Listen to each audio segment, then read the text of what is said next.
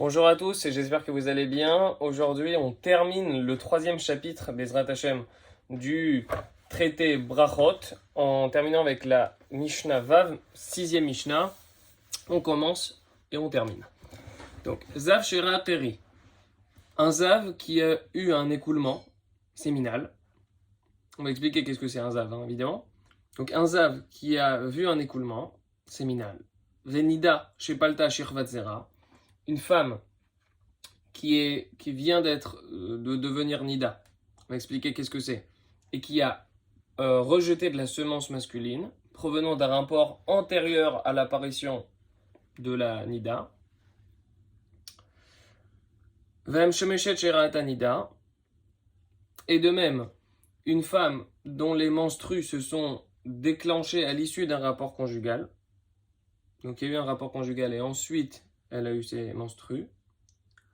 Tzrichin Tvila, ils doivent aller se tremper au mikvé pour pouvoir étudier la Torah ou faire la tfila. La tfila, la tefila, la prière. Mais Rabbi Yehuda poter, mais Rabbi Yehuda exempte. Alors il y a énormément de notions en lien avec la pureté, l'impureté.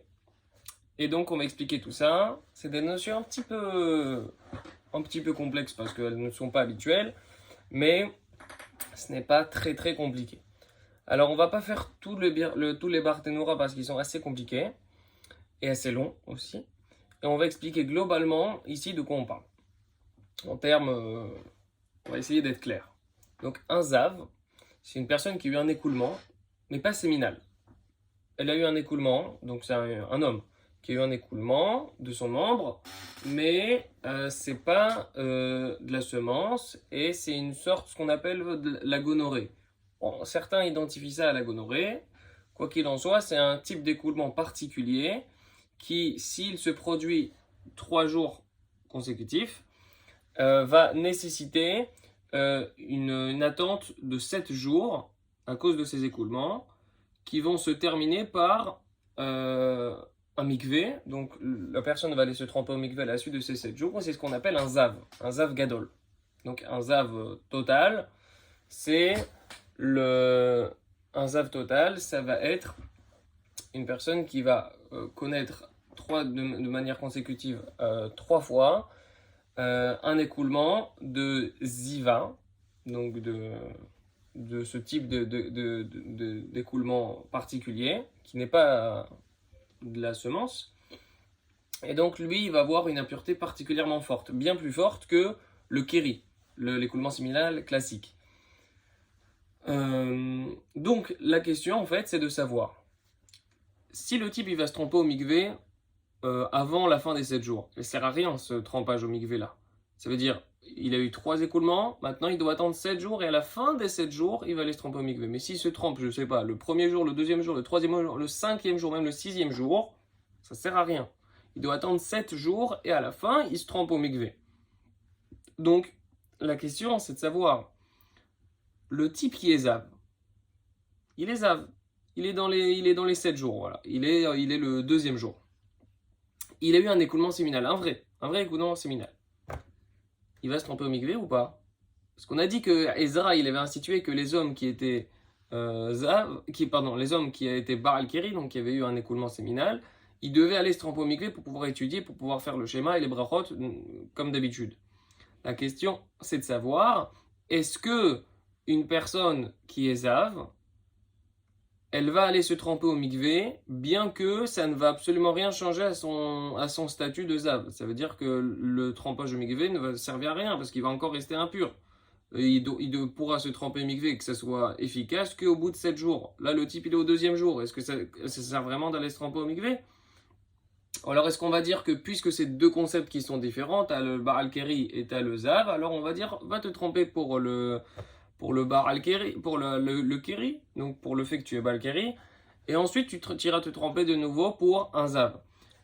Et donc, à chaque fois, ça c'est pour le premier cas, et donc cette idée-là, elle va se répéter dans les 3 cas, à savoir le fait que on va avoir une plus grande impureté qui va durer 7 jours, et est-ce qu'on va demander à se tremper pour le Keri qui a eu lieu durant cette période de 7 jours, bien que ce trempage-là au mikvé ne va servir à rien, puisqu'il va rester toujours tamé. Le type va rester tamé, pour la simple et bonne raison qu'il devra attendre 7 jours pour pouvoir terminer son processus de purification, à cause d'une tum'a plus chamoura, plus stricte, qui avait été enclenchée avant, justement, l'émission de semences.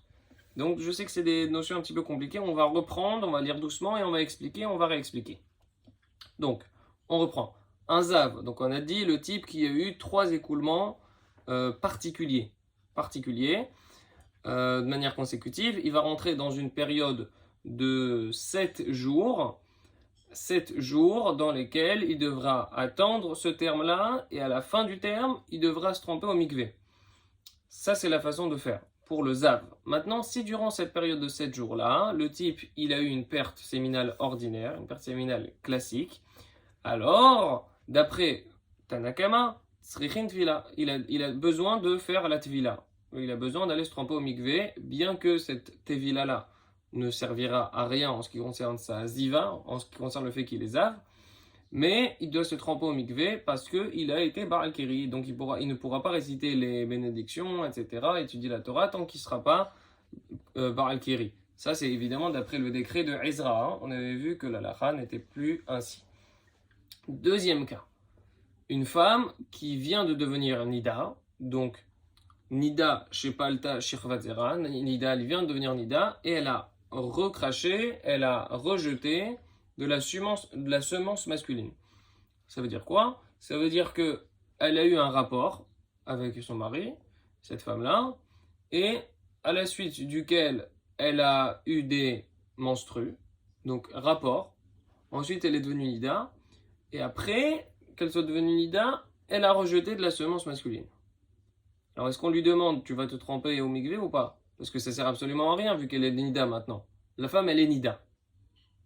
Alors oui, quand même, il faut expliquer le fait qu'une femme qui recrache de la semence, elle a le digne de Baal Kiri, comme un homme.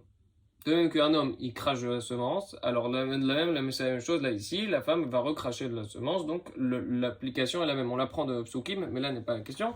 Quoi qu'il en soit, une femme qui va rejeter de la semence, eh bien, bien qu'elle soit Nida, ça veut dire que... Ah oui, il faut expliquer aussi qu'est-ce que c'est Nida. Donc là, on va expliquer plein de choses. Donc Nida, c'est le statut d'une femme lorsqu'elle a ses menstrues, ses règles. Donc, qu'est-ce qui va se passer? Disons que les menstrues durent entre 4 et 5 jours, 4, 5, 6 jours maximum, en moyenne, et à la suite desquels vont être mis en place 7 jours de ce qu'on appelle Shiva Nekiim, 7 jours de purification durant lesquels la femme va s'inspecter et vérifiera bien que il n'y a plus de sang, plus de menstrues, et à la fin de tout ce processus-là, il y a le trempage au mikvé où la femme va se tremper, elle sera désormais disponible à son mari, qu'elle pourra avoir des rapports avec lui, mais durant toute cette période-là d'à peu près 13-14 jours, eh bien, il y a une interdiction formelle d'avoir des rapports avec sa femme. Parce qu'elle est Nida. Et c'est une interdiction extrêmement grave. Tout contact physique, même sans rapport concret, même tout rapport affectueux, enfin, de toute façon, c'est des lois que vous étudierez, vous avez déjà étudiées lorsque on est en préparation du mariage. Donc, quoi qu'il en soit, eh bien, il y a une notion qu'elle devra attendre, dès qu'elle est Nida, la femme devra attendre avant d'aller se tremper au mikvé une certaine période de temps. Donc là, on est dans le cas où la femme, elle devient Baal Keri parce qu'elle a rejeté de la semence alors qu'elle est en pleine période de Nida. Disons, elle est dans ce cycle-là de 14 jours, comme ça, voilà. Donc 7 jours de règles et 7 jours de Shiva Nekiim. Eh bien, disons qu'elle est au 3e jour. Voilà, au 3e jour. Eh bien, et au 3e jour, elle a rejeté. Elle a rejeté, donc, à la suite de cela, elle a rejeté de la semence. Alors, est-ce qu'on va lui demander, va te tremper au mikvé à cause du fait que tu es Baal Keri, Ou alors on va lui dire non, ça sert à rien, vu que tu dois encore attendre 11 jours pour pouvoir te tremper au mikvé, parce que donc ça servira à rien, parce que tu devras attendre encore 11 jours pour pouvoir être théora, pour pouvoir avoir des relations avec ton mari. Donc la question c'est de savoir, est-ce que on va lui demander de se tremper, même si ce trempage-là n'est pas efficace. Encore une fois, oui, d'après Tanakama, oui, mais on a vu que Rabbi Houda, Poter, Rabbi Houda, il dispense. Donc, on réexplique vite fait le cas. La femme, elle vient de devenir Nida. Dans cette période de Nida, elle recrache de la semence. Si la question c'est de savoir, est-ce qu'on va lui demander d'aller se tremper au mikvé, bien que ce trempage-là n'est pas efficace, puisqu'elle devra encore attendre la suite de son processus de purification jusqu'à la fin du cycle pour pouvoir se tremper au mikvé. Seulement alors elle deviendra théora, elle deviendra pure, permise à son mari. Maintenant, est-ce qu'on va lui demander, bien que ça ne soit pas utile? Réponse oui, d'après Tanakama, d'après un premier sage anonyme, et c'est pas nécessaire d'après Rabbi Yehuda. Il l'en dispense. Enfin, troisième cas, une femme qui a eu un rapport conjugal, donc Amshameshet, elle a eu un rapport, Shera Tanida. Et donc, ces menstrues, elles se sont déclenchées à l'issue d'un rapport conjugal. Donc, elle a eu son rapport, et juste à la suite, elle a eu ses menstrues. Alors, question, est-ce qu'on va lui demander d'aller se tremper au mikvé? C'est comme dans le dernier cas, ça veut dire, ici, il faut savoir qu'une femme qui vient d'avoir un rapport avec son mari, elle a elle aussi l'obligation d'aller se tremper au mikvé dans la takana de Ezra. Encore une fois, là, on est dans le registre où Ezra a institué que pour pas que les Talmidei Chachamim soient comme des coqs avec leur épouse. Donc, on est toujours dans cette idée-là, dans ce contexte où les rapports conduisent à une obligation d'aller se tremper au mikvé pour pouvoir étudier la Torah, pour pouvoir faire le schéma comme il se doit, pour faire les brachot, etc., etc. Donc, un homme comme une femme, donc là justement c'est le chidouche, la femme aussi, elle a l'obligation d'aller se tremper au mikvé. Si elle a eu un rapport, justement. Maintenant, la question, c'est de savoir, elle a eu un rapport. Et juste après ce rapport, elle est devenue Nida. On va lui dire, va te tremper au mikvé, mais ça sert à rien, puisque tu dois encore attendre 12, 13, 14 jours avant de pouvoir devenir Théora. Justement, c'est toujours la même idée. Et elle est dans une Touma qui est Chamoura, elle est dans une impureté qui est bien grave, celle de la Nida. Donc, elle devra attendre 14 jours pour pouvoir se purifier, disons. Est-ce qu'on va lui demander, va te tremper pour la Touma qui est Kala, donc la Touma qui est moins grave, à savoir celle de Bar al-Keri, pour pouvoir étudier ou pour pouvoir prier, etc. Ou alors, on va dire que ça sert à rien, parce que ton processus de purification, il sera atteint qu'au bout de 14 jours. Justement, toujours la même marloquette. D'après Tanakama, oui, on va lui demander d'aller se tremper, faire une immersion rituelle. D'après Rabbi Houda, non, on l'en dispense. Alors, je pense que c'était la Mishnah la plus difficile qu'on a fait pour l'instant. Il y a plein de notions qui sont assez compliquées. N'hésitez pas à revenir en arrière et mettre des pauses à chaque fois pour bien essayer de comprendre les concepts. On va réexpliquer et résumer une dernière fois ce qu'on a vu aujourd'hui. Donc, on a vu différentes notions. Première notion qu'on a vue, c'est le Zav. Le Zav, c'est un homme qui a subi 3 écoulements consécutifs on peut pas dire de semences, mais en tout cas un écoulement particulier.